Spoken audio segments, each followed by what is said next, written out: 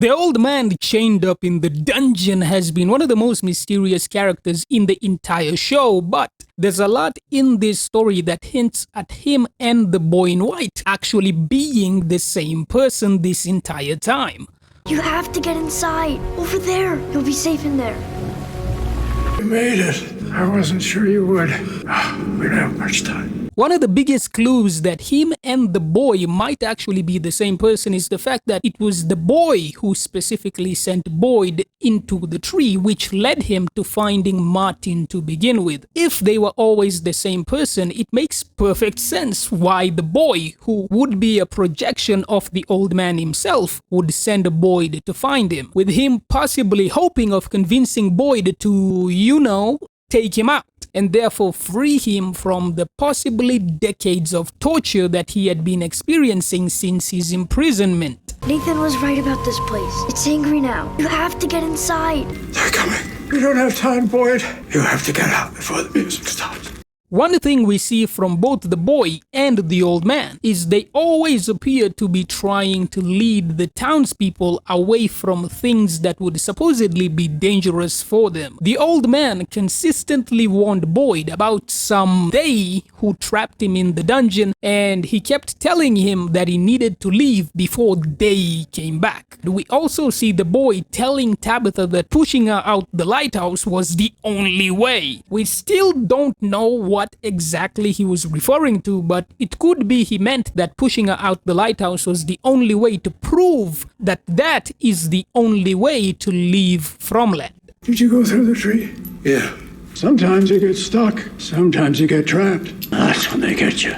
Boyd's interactions with the old man have shown us that whoever it is that actually chained him up in that dungeon clearly did it because for one reason or another they needed Martin specifically to stay alive. Because we know the entity needs to feed off of the people of the town, it's possible that the reason Martin was being kept as a prisoner was to be a source of sustenance for the entity during the times where the town had no other resident apart from Victor. But another possible reason could be he was being kept alive precisely because of the worms living under his skin. And with Martin specifying that he wasn't caught by the smiley type monsters, it makes the identity of who exactly captured him all the more interesting. They're coming.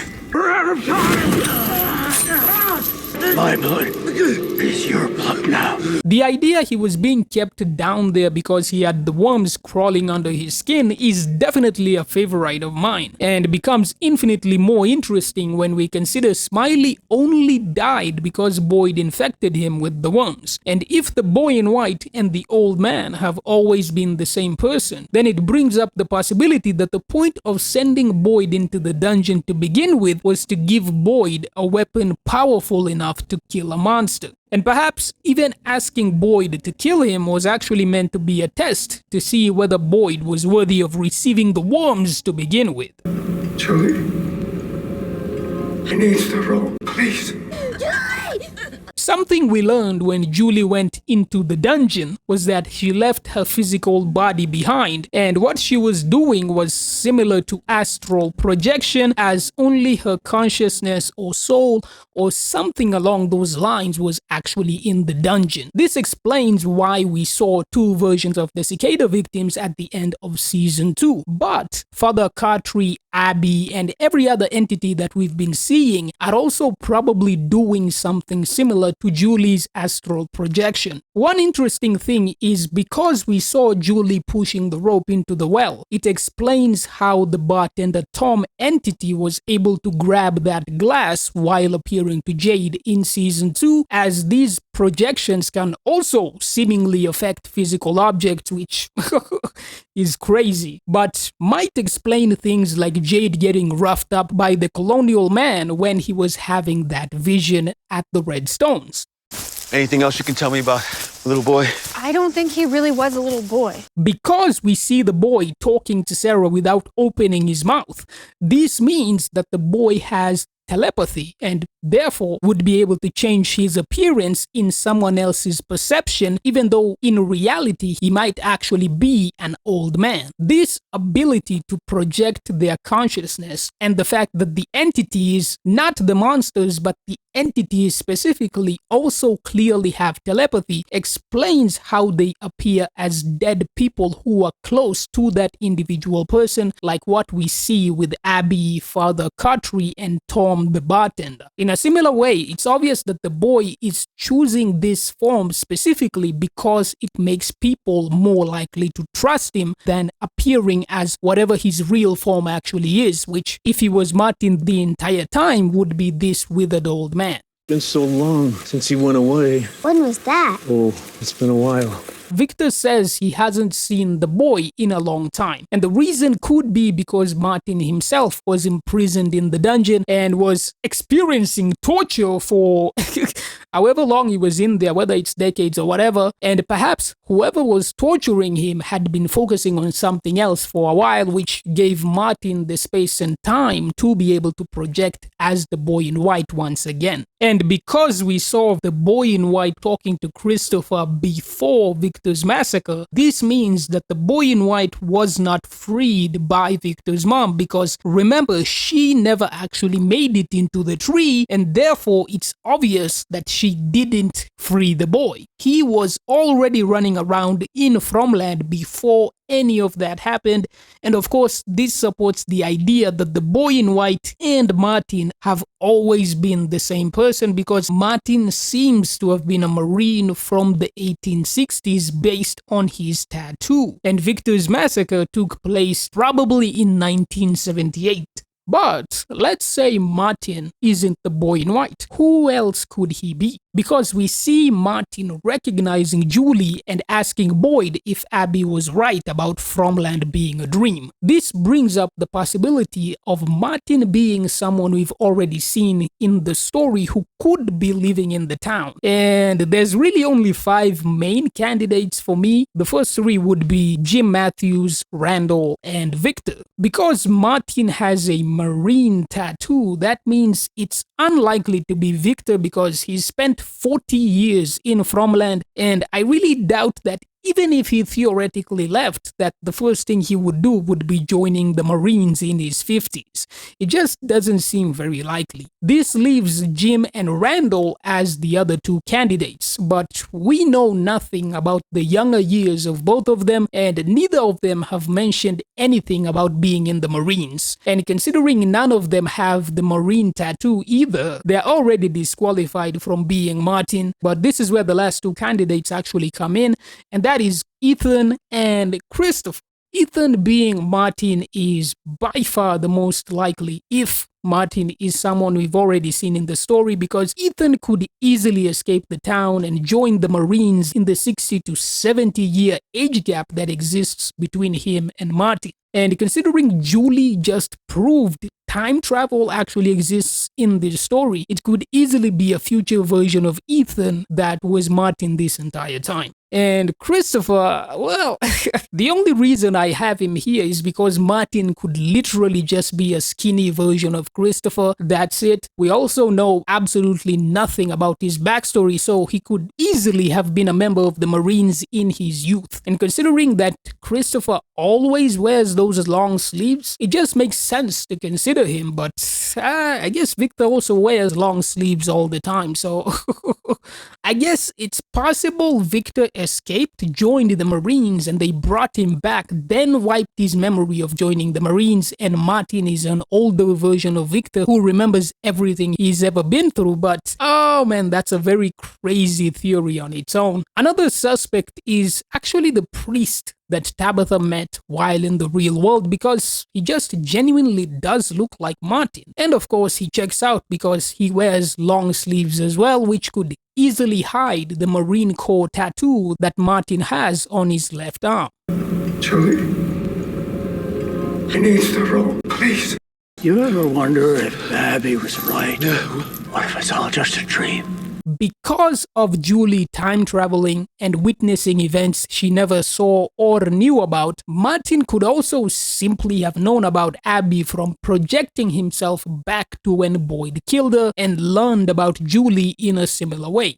It doesn't necessarily have to mean that he's someone we've already seen in the story, but there's a lot that could be foreshadowing that Martin was always the boy in white this entire time. But one thing that I can't get over is how dumb it is that Boyd never mentioned seeing the tunnels while he was in the dungeon, just like Julie did. We literally see him opening that same exact door that Julie does, and it's obvious that Boyd also saw the tunnels because the writers and the director intentionally obscured what Boyd was looking at so that we as the audience would not be able to tell what it was. They did that because they wanted to save the reveal of the dungeon being in the tunnels this entire time. But you'd have to be one heck of an idiot to not be concerned about 1 second being in the middle of a forest, then going through a tree that sent you into a magical torture dungeon which contains a door showing you that you are now trapped in the middle of what looks like the caves of a mountain. Any normal person would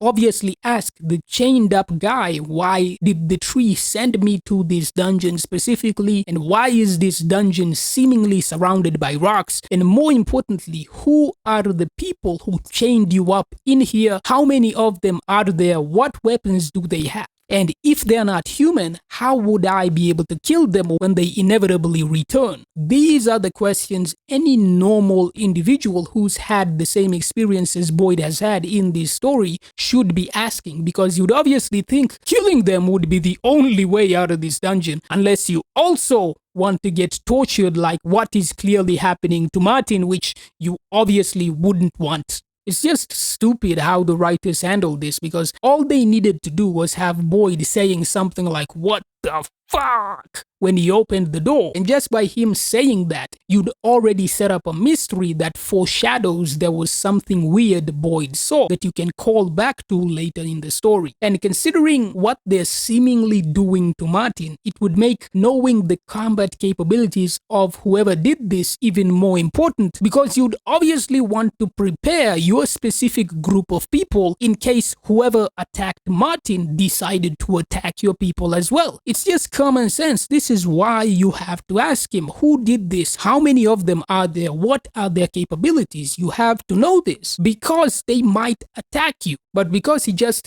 didn't ask these super important questions, it just makes Boyd look like even more of an idiot, especially when you remember he's supposed to have spent decades in the military. And it's crazy because the only reason he did not act realistically is because asking those questions would prevent the writers from dragging out the story. It's the same reason why Boyd did not tell the townspeople about the lighthouse, because if he did, they couldn't have dragged out Tabitha's storyline because she would have already known about the location of the tower. And it's also the same reason why they haven't had anybody going to analyze and catalog the drawings in those tunnels. And even in episode 9, the only reason Julie did not feel comfortable enough to talk about her experience in the dungeon was directly because Boyd didn't tell the people of the town that he was sent into the dungeon and that he met some random guy who was chained up in there. And obviously the writers intentionally didn't have Boyd telling the people of the town everything that happened, because the writers already knew that they could use that informational gap to drag out this story even more than they've already been doing so far.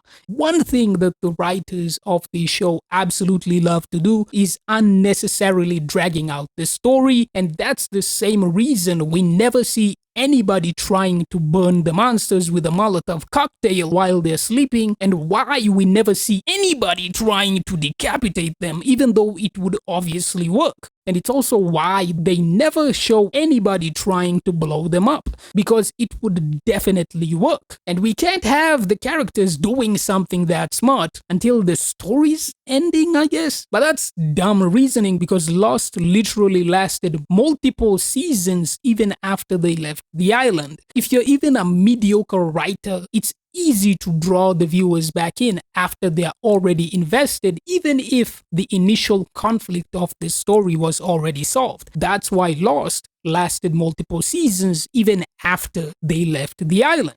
I don't care if it ends up biting them in the ass one way or another. I just want to see them being logical based on the information they already have. Like, Boyd killing Smiley doesn't somehow become less cool because it seemingly birthed the cicadas. It's still just as badass to watch it now as it was back then, because it was Boyd logically using what he knew at that specific time, and god damn, it was beautiful. I loved seeing somebody being that strategic and smart in this show. It was absolutely incredible because they were finally trying to fight back. And that's why I absolutely loved that scene. And I just want to see more of that.